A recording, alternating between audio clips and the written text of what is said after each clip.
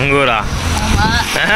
எழுதி வச்சிருக்கிறியா உங்க ஊர்னு? ஆமா, ஊர்ல இந்த மாதிரி பாருங்க, மலை அது கீழே அப்படியே பச்சை பசேன்னு அழகா இருக்கு. ஆமாண்ணா, ஃபுல்லா இருக்கு. அதியா சூப்பரா இருக்கு பாரு, பச்சை பசேன்னு இருக்கு.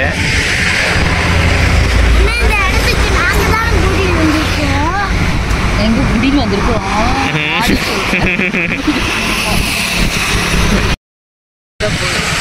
இங்க பாத்தீங்களா, பச்சை பசேன்னு இருக்குது. இது வந்து இவங்க ஊருங்களாமா? சொல்லிக்கிறா, பீத்திக்கிறா வந்து, எங்க ஊர்ல பச்சை பசேன்னு இருக்குது, உங்க காட்டுக்குள்ள என்ன இருக்குது அப்படின்னு சொல்லி சொல்றான். காட்டுக்குள்ள என்ன இருக்குன்னு நான் சொல்லிடுவேன், ஃபீல் பண்ணுவேன். பாருங்க, கோயிலுக்கு போயிட்டு வர வழியில தான் இருந்தது, சின்ன ஒரு கோயிலுக்கு போயிட்டு பாருங்க, ஃபுல்லாவே வந்து பச்சை பசேன்னு இருக்குது. எங்க ஊர்ல, நம்ம ஊர்லயும் இந்த மாதிரி இருந்தா நல்லா தான் இருக்கும். ஆனா வந்து இது மழை கொஞ்சம் அதிகமா இருக்குல்ல, ஏன் வேணும்தா?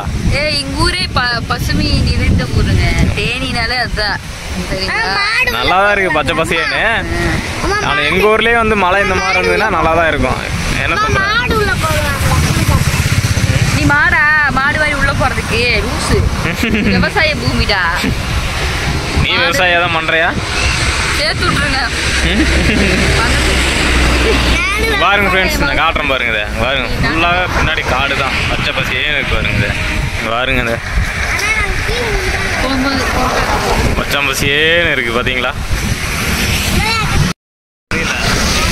நம்ம ஊர்ல நிறைய இருக்குல்லப்பா, காட்டுக்குள்ள நிறைய இருக்குதானே நம்ம ஊர்ல. சொல்லு, அம்மாட்ட சொல்லு. எங்க ஊர்ல வெறும் விவசாய பூமி தான். அதுதானே முக்கியம், சோறு போடுறது எது? அதானே. அது இல்ல, சோறு தான் முக்கியம்.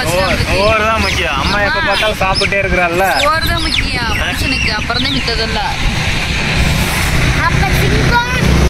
எடுக்கலாம்.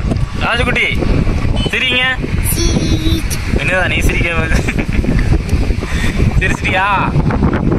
பாருங்க, பச்சை பசேன்னு இருக்குது பாத்தீங்களா?